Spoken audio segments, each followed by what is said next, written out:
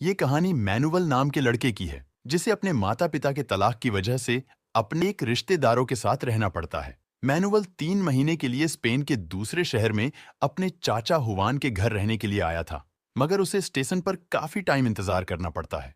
Manual पहली बार अपने रिश्तेदारों से मिल रहा था और अपने माता पिता से दूर आकर वो निराश था।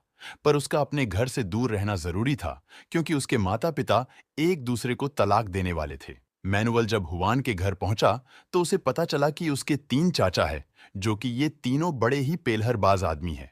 ये लोग एक ही बिल्डिंग में रहते हैं, मगर उसे 3 महीनों के लिए अलग अलग घरों में रहना होगा।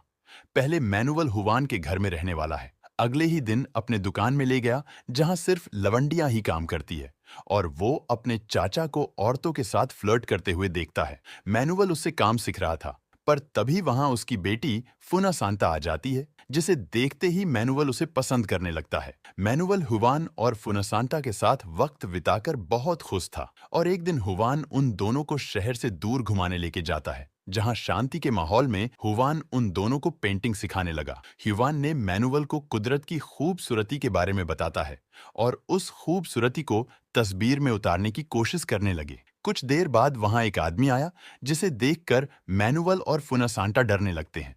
वो अजीब सा आदमी अपने आप को भगवान कहता है, और हुवान के कहने पर मैनुअल ने उसे खाने के लिए उसे एक सेब देता है। फिर भी उसकी अजीब सी बातें खत्म नहीं हुई, और वो फिर से कहने लगा कि मैं गायब होकर दिखा सकता हूँ। ऐसे ही अजीबो गरीब हरकतें करके चला गया। और फिर हमें अगले सीन में दिखाया जाता है, फोना सांता अपनी माँ से डांस सीख रही थी, और वही मैनुवाल को हुवन कला के बारे में समझा रहा था। हुवन की वजह से मैनुवाल कलाकारी के बारे में और कला की खूबसूरती के बारे में समझना शुरू कर दिया था। पर इस बीच उसका ध्यान फूना सांटा के पूसी पर ज्यादा ध्यान था। मैनुअल धीरे धीरे फन सांटा को और ज्यादा पसंद करने लगता है, और ये बात फना सांटा भी समझने लगी थी, क्योंकि वो भी मैनुअल को भी पसंद करने लगी थी। इसीलिए वो दोनों हर समय एक दूसरे के साथ रहते थे। इसी बीच फुना सांटा को लगता है कि मैनुअल खुश नहीं है, उसे बेहतर महसूस कराने के लिए अपना लालीपाप चाटने के लिए दे देती है, और कहती है, मैं तुमसे कभी भी अलग नहीं रह सकती हूँ।